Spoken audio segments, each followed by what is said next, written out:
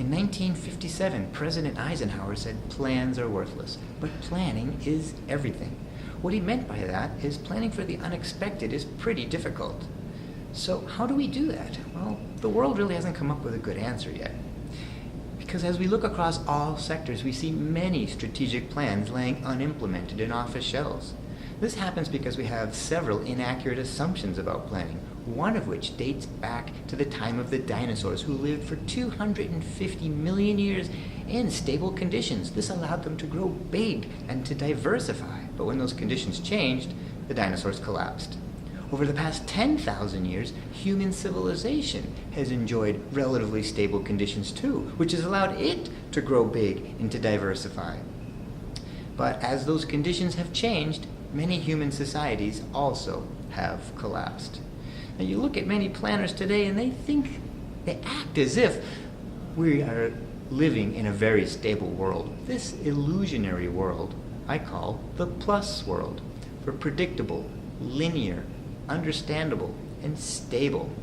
Now if you believe that we live in a plus world, then you tend to produce plans that look like scientific studies. And scientific studies are designed to be published, not implemented. So if you consider how scientific studies and plus plans both need the world to be predictable so that their results have value after their publication. They both follow a linear process where you collect the data, you analyze the data, you write up the data, you peer review, you publish, and you hope somebody implements. Both need the world to be understandable so they can calculate optimal solutions for the problems they're trying to solve. And both really want that today's conditions remain stable into the future so they can plan with some degree of certainty.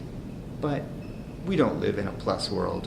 Where we live is the dice world. It's dynamic, impossible to completely understand, complex and ever-changing. Now in the dice world, publishing plans doesn't do much good. To survive here, we need community planning processes that can roll with the unpredictable and non-linear punches that the dice world increasingly throws at us every day. Dice planners know that they don't want to invest too much in a written planning document. They want to invest in the community planning process.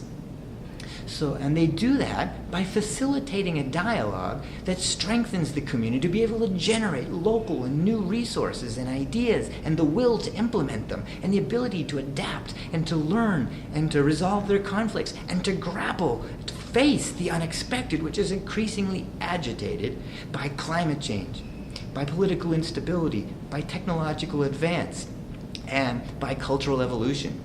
In this integral, holistic planning context, we should do as Ike advised. He said, grab the plans off the top shelf and throw them out the window and then start once more. And when we start once more, we start with the planning community.